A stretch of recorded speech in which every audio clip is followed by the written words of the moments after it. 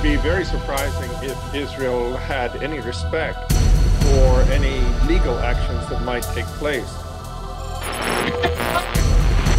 Many of Israel's Ethiopian immigrants are poor and have little education. They arrived here as part of a program to fly all the remaining Jews out of Ethiopia. But some women say they were coerced into taking injections every 3 months for birth control. The UN report also called on Israel to cease all settlement activities without preconditions and immediately initiate a process of withdrawal of all settlers. The bombing has drawn criticism from Russia, with the Kremlin calling it unacceptable if it was carried out by Israeli defense forces.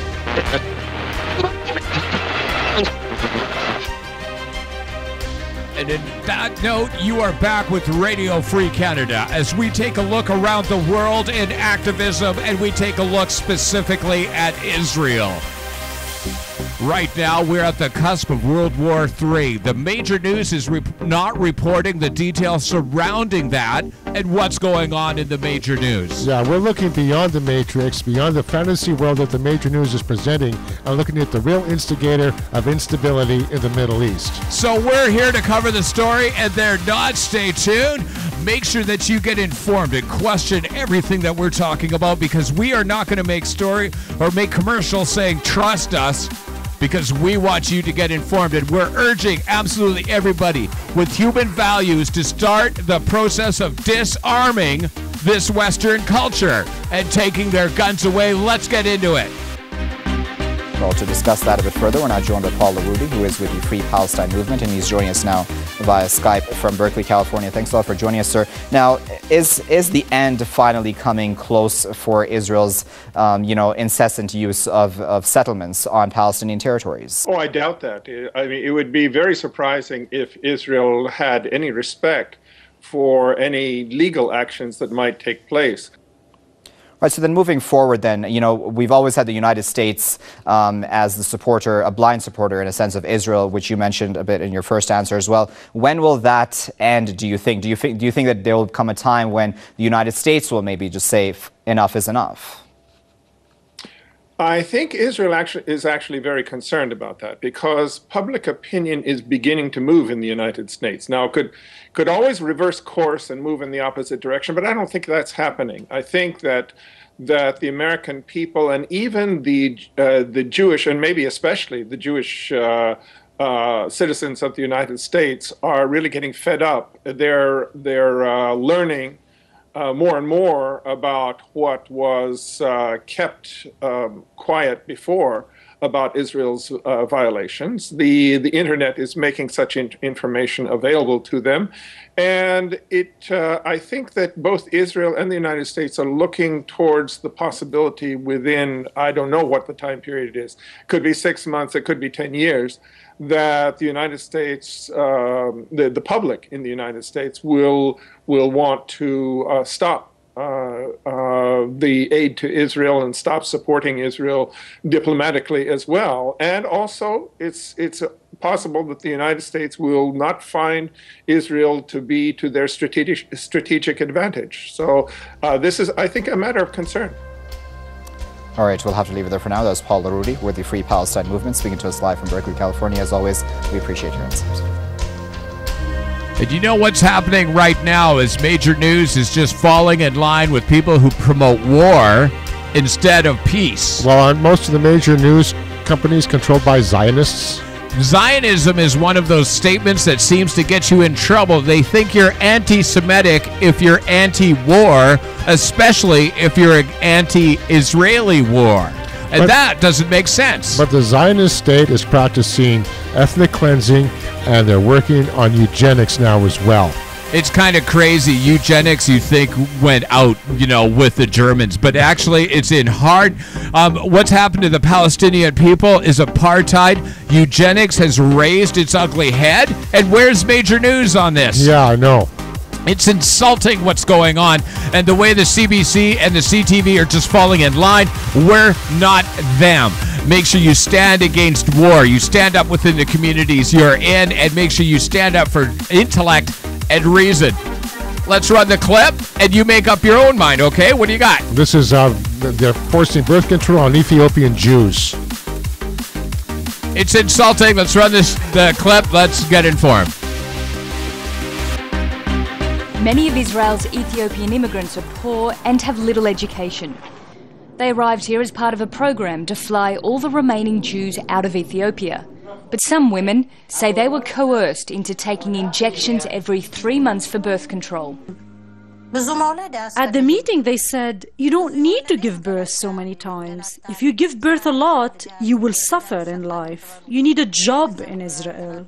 So we said, if that's true, we will never be able to get out of here. So we took the shot. The Israeli government has confirmed the drug Depo-Provera was used on some Ethiopian women. The drug acts as a long-term birth control. But the method is usually a last resort for doctors because of problems treating its side effects. We don't have any policy regarding using of these drugs.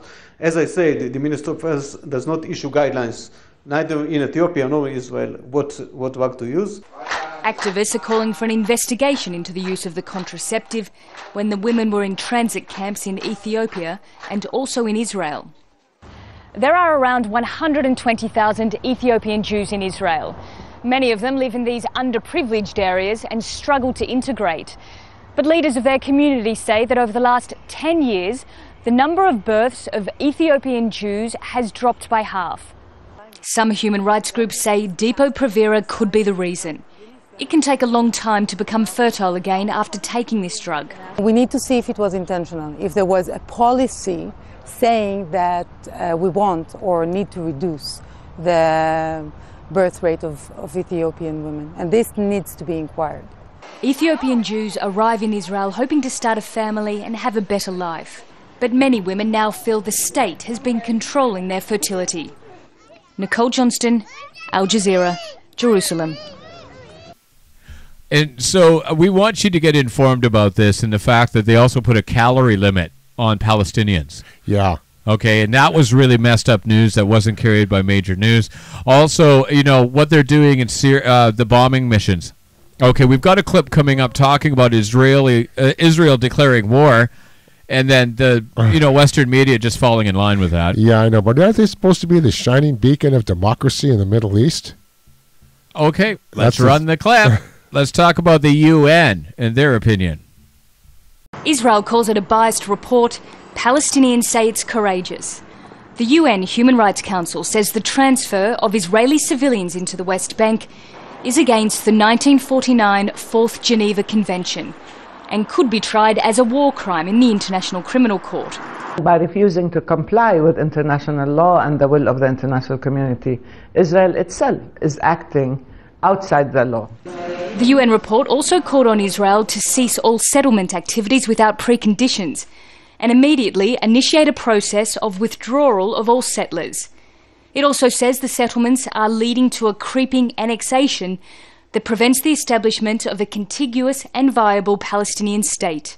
The UN team interviewed Palestinians who had had their land confiscated by Israel and farmers whose olive trees had been attacked by settlers. But Israel, which didn't cooperate with the investigation, says the report is one-sided. Because it does not address the real issues, because it is lacking in the facts that it hasn't found in spite of its name, and because it does not analyze or address in any way the most important example in settlement and settlement evacuation, namely the example of Gaza. On Tuesday, Israel decided it would no longer work with the UN Human Rights Council.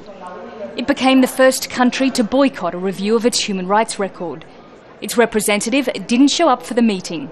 While the UN Human Rights Council has criticised Israel in the past, this is the first time it's done so since the UN General Assembly upgraded the status of Palestine to a non-member observer state. The question is, will this encourage the Palestinians to take Israel to the International Criminal Court? Nicole Johnston, Al Jazeera. But the one major thing that we've seen out of Israel is they violate UN resolutions. Well, don't you know, there's no justice for them or the states. It's whatever they say it is. So we've had major nations stand up against Israel in the UN. That's not a story that's covered by the John Baird, media release factory at the CBC. Oh, no, they love Israel. They love Israel. And this is an apartheid nation that needs to be sanctioned. And major countries are starting to step up. They understand the myopia of the United States and that we need to do something to stop the warmongers who are heading in the wrong direction. Yeah, they had an attack on Syria just the other day. Okay, let's run the clip. Syria has lodged a formal complaint with the UN over an airstrike inside the country blamed on Israel.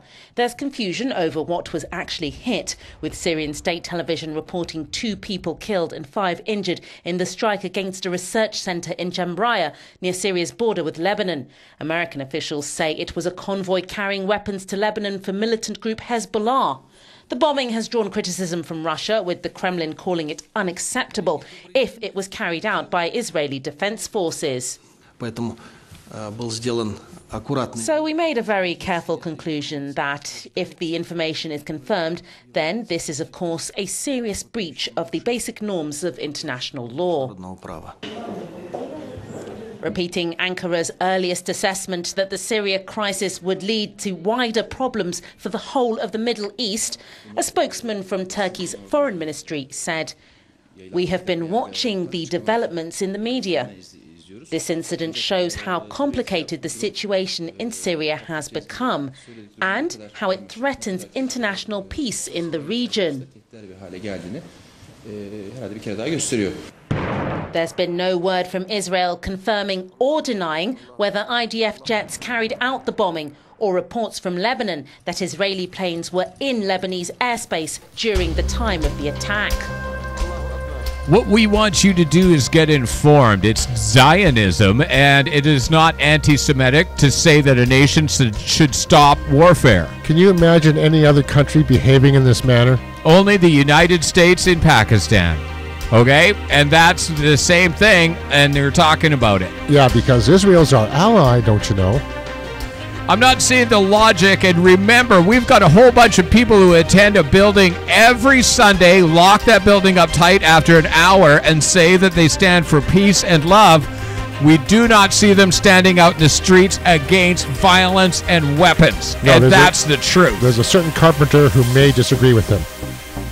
Oh, well, we're here for you. This is Darren Howard. This is Robert Nisbet. We are starting up municipal sustainability for 2013 on Project 13. We're also talking about peace and solutions that major media is not talking about, because we have faith in the human race. We have faith in activism. So please stay tuned as we start presenting the news and information that everybody needs to start waking up. Stay tuned. What do we got coming up? We're going to be talking about the 2-tier justice system and the police state. All coming up. Radio Free Canada. Thanks for joining us.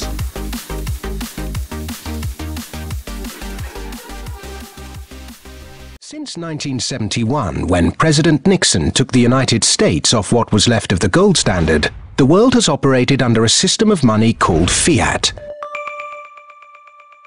The dollar, the pound, the euro are all government fiat currencies. Fiat is a Latin word meaning let it be so. It is the law that this government currency be money.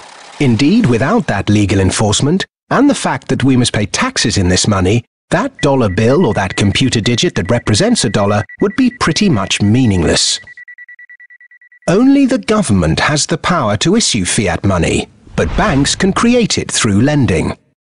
If somebody wants to borrow $10, a bank can create it from nowhere and lend it. It can then charge interest. Banks also create money by lending against an asset, such as a house.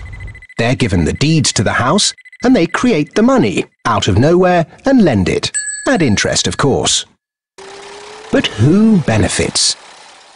Of course, those that have the power to issue money, governments and banks.